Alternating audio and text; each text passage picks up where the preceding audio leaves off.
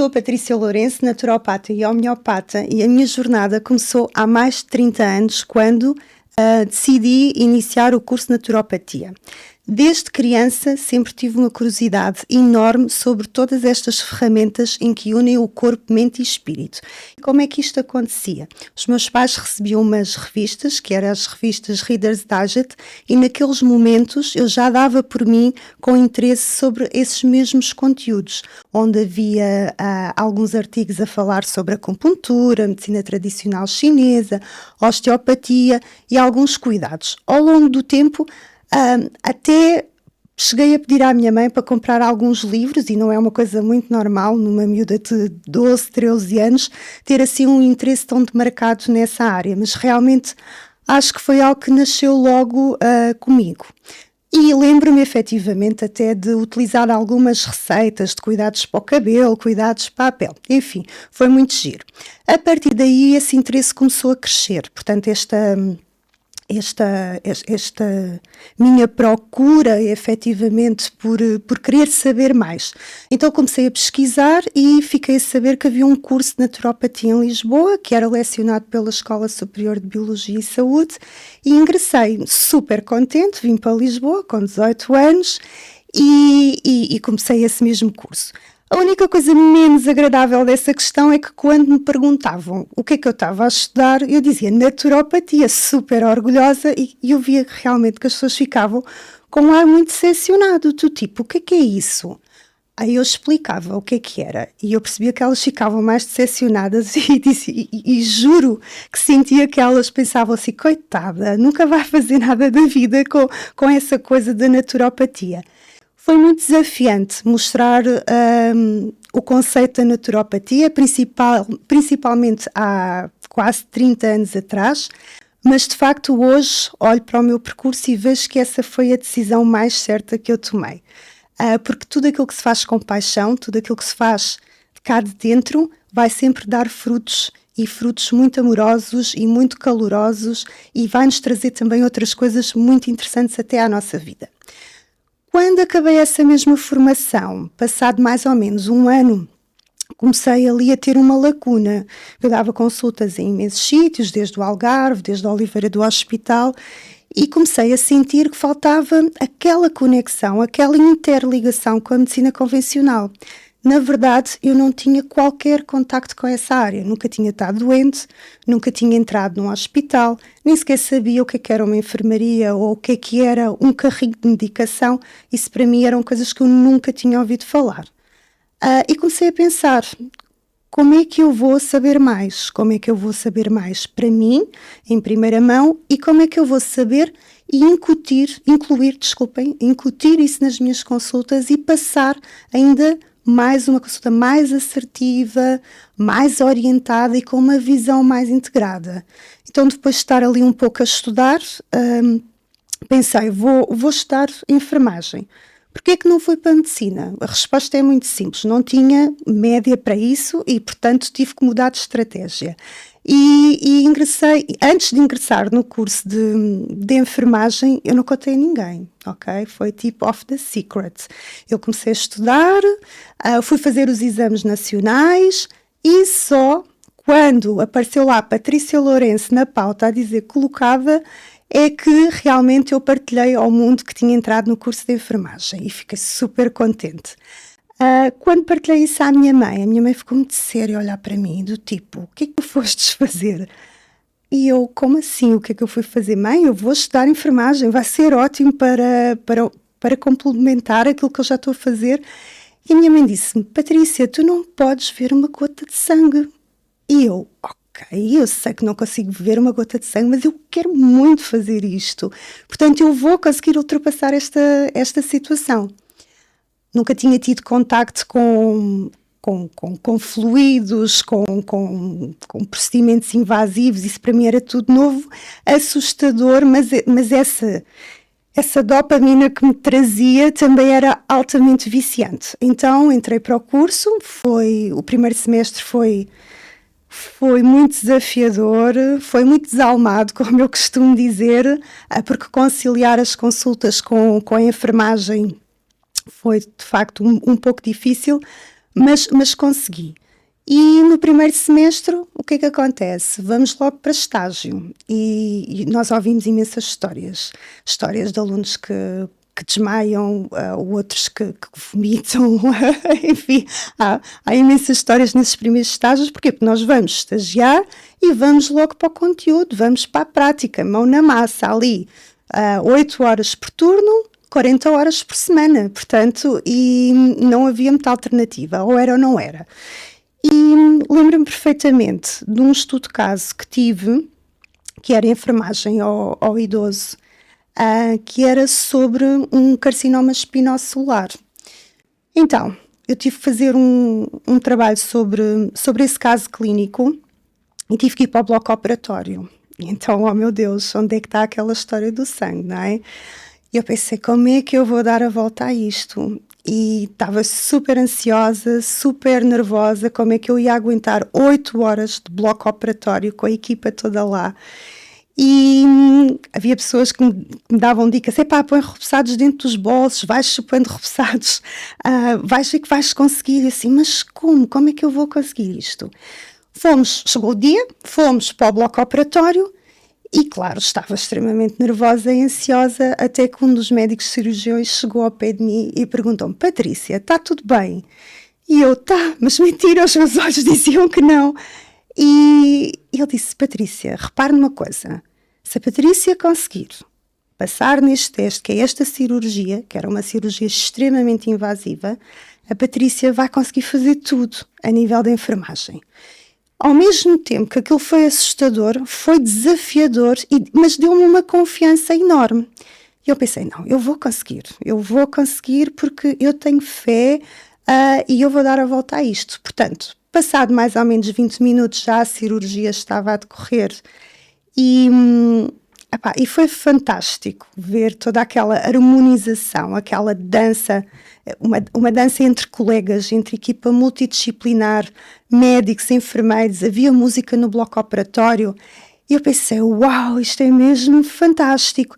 E comecei a sentir-me mais calma, mais confiante e passado para aí mais ou menos, sei lá, meia hora, porque aquilo eram 8 horas de cirurgia, eu já estava a tirar fotos. Na verdade, até subi lá em cima de um escadote e quase que ia caindo em cima da mesa de cirurgia, mas pronto, não aconteceu e de facto foi maravilhoso. Foi maravilhoso ver que a medicina convencional também tem coisas maravilhosas. E o que é que me surgiu depois daquela experiência? Surgiu um pensamento interessante que foi aquele indivíduo que estava deitado naquela mesa a ser submetido a uma cirurgia já tinha uns 60 e muitos anos. E o carcinoma espinocelular é uma doença, né, oncológica, em que lhe foi extraído toda a hemifase do lado direito. Houve um momento em que tiveram que retirar, portanto, fazer extração dentária, tiveram que cortar osso, era lascas de osso por todo o lado. Depois, efetivamente, tiveram que ir buscar um enxerto ao peitoral e eu estava a assistir àquilo ao mesmo tempo abismada e completamente deliciada com toda aquela sabedoria e mecânica, mas ao mesmo tempo pensei, meu Deus, até que ponto é que se eu estivesse no lugar deste paciente eu iria me submeter a uma coisa destas? Porque na altura eu tinha 20 e poucos anos, não é? E nós, quando temos 20 e poucos anos, achamos que 64 anos, tipo, a malta já é velha. Depois, quando estamos quase lá a chegar, é que percebemos que não é? E realmente aquilo ficou-me ali, a maturar. Pronto, acabou a cirurgia, fomos para casa e no outro dia de manhã entrou ao serviço, logo às 8 da manhã, e a primeira coisa logo, depois de receber portanto, a passagem do turno, foi ir ao leito, portanto ao quarto do paciente e ver como é que ele estava.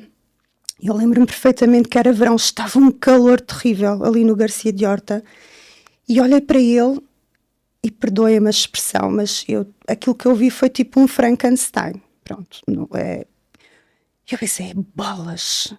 Porque eu tinha ficado com aquela pergunta, não é? Tipo, será que vale mesmo a pena nós sermos submetidos a esta situação? E estava ali, pronto, perguntei como é que ele se sentia, ele, coitado, estava muito incomodado, quase nem conseguia falar, cheio de dores.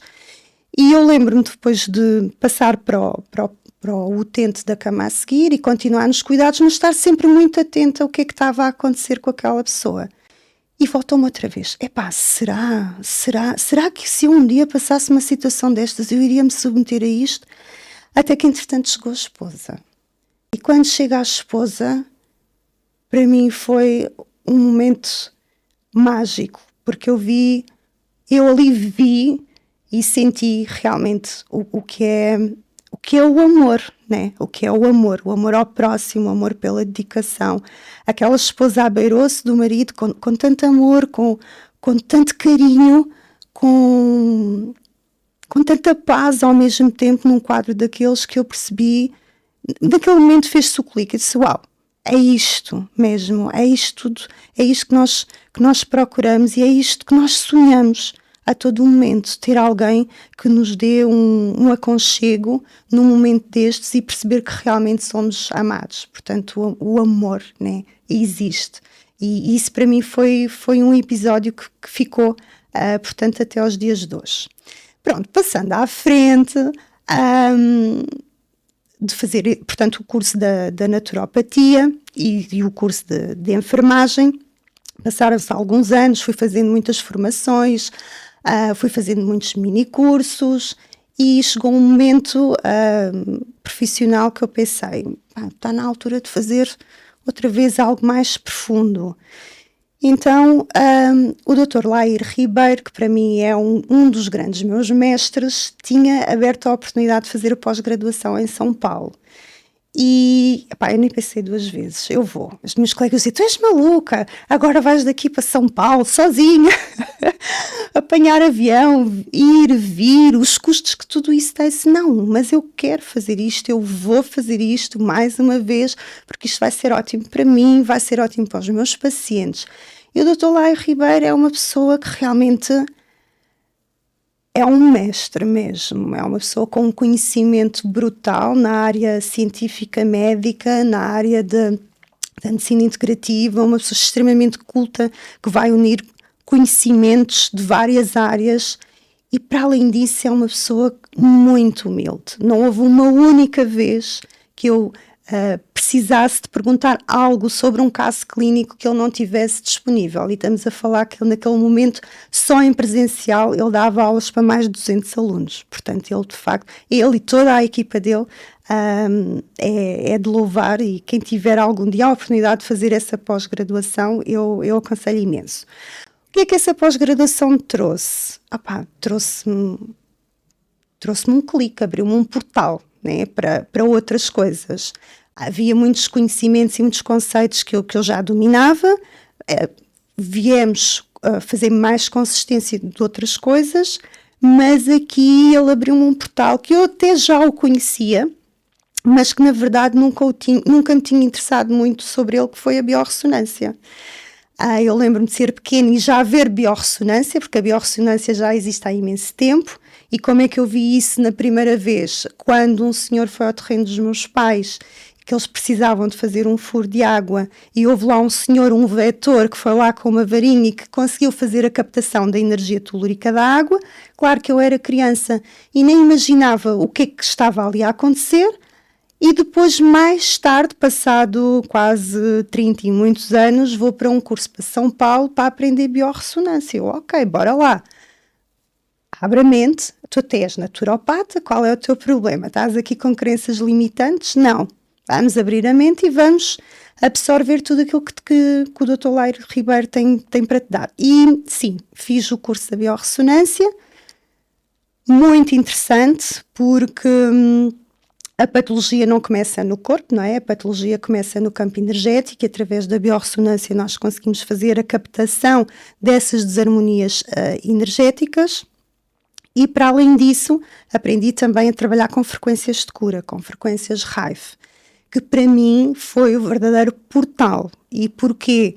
Eu já sou naturopata há muitos anos, trabalho muito com suplementação, com prescrição, alimentação, hábitos salutogénicos, mas na verdade havia sempre uma coisa que me fazia questionar, que é, bolas, eu tenho um paciente, ou 2 ou 3, com a patologia muito parecida, com o biotipo muito parecido, tipos de vida, o mesmo comprometimento portanto, com a recuperação de saúde, e porque é que uns funcionam e outros não funcionam? Porque é que um tem uma taxa de 20% de evolução e outro tem de 70%. Era uma coisa que me deixava sempre a pensar nisso. Então, com a biorressonância eu consegui perceber que efetivamente nós podemos ter uma patologia e aprendemos sim que para essa patologia devemos suplementar com aqui ou ali, ou com esta dosagem ou com outra dosagem, mas com a biorressonância eu consigo perceber cirurgicamente onde é que eu consigo atuar de uma forma mais rápida, mais potente.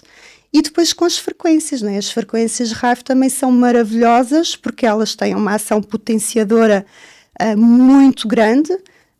Quando compatível com o paciente, nós conseguimos fazer o equilíbrio da patologia muito mais rapidamente. E quando eu digo muito mais rapidamente, muitas das vezes patologias que demorariam 5, 6 ou 4 meses, às vezes em 3 semanas o paciente já refere uma melhoria na ordem dos 70%, 80%. Portanto, para mim isso foi muito gratificante, é muito gratificante, sou grata até hoje e vou ser grata sempre por ter tido a coragem de ter posto o pé no avião e ir daqui para São Paulo, estar com o Dr. Lair e ter-me permitido aprender o que é a biorressonância. Bom, a história não acaba só aí, né? Depois disso, ou ao mesmo tempo, também travei conhecimento com a medicina dentária holística e começou a vir o bichinho, tipo, é agora que tu vais estudar medicina. e foi isso. Fui à faculdade, já era licenciada em enfermagem e lembro-me da senhora dizer assim: olha, Patrícia, mas só há uma vaga para licenciados para medicina dentária. Eu disse, mas chega para mim, então, só preciso de uma, certo? E ela ficou a olhar para mim com o seu sorriso, tipo, ganda moral. E eu assim, claro, essa vaga vai ser para mim. E foi.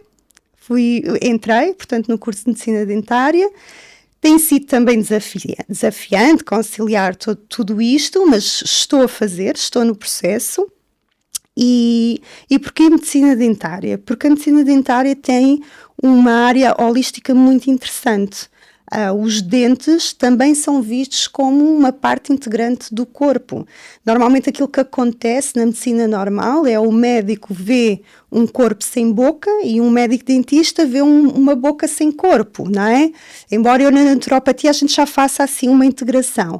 Mas realmente tem sido muito interessante porque os dentes acumulam emoções e acumulam energias, ancestralidade.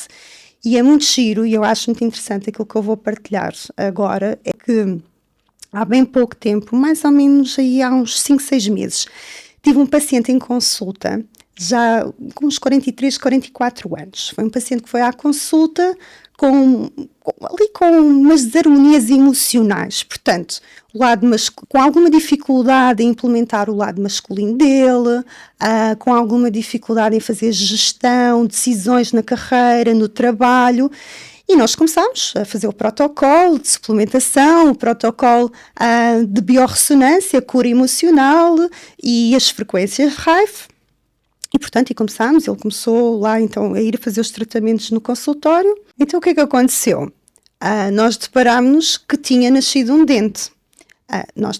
Neste caso, o paciente deparou-se quando foi ao dentista, ao médico dentista, porque estava ali com incómodo e não estava a perceber o que estava a acontecer. Então, fizeram uma panorâmica e percebeu-se que ele não tinha o dente 44. Por sua vez, o dente 44 é aquele que, holisticamente, está associado à energia masculina, ao poder de decisão e outras coisas em diante. E quando ele me vem com esta informação, eu disse, uau, isto é muito mais do que aquilo que nós imaginamos, isto é muito mais do que aquilo que eu imagino. Epá, eu gostava mesmo de aprofundar isto de uma forma até científica. Tipo, bora lá estudar isto, bora lá fazer ensaios clínicos disto, vamos lá. Porque há muita gente que pensa que a biorressonância e as frequências de cura são pseudociência. Não é pseudociência. Eu vejo os resultados todos os dias nos pacientes. Epá, e eu gostava imenso mesmo de conseguir colocar isto de forma mais científica. Um dia vou ter a oportunidade, com certeza, de poder fazer isto. Neste momento vou vendo as coisas a acontecerem dia a dia em consulta.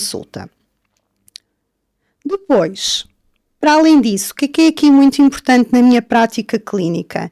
Eu dou muita importância à parte espiritual. Sempre dei, desde criança, sempre me senti muito conectada.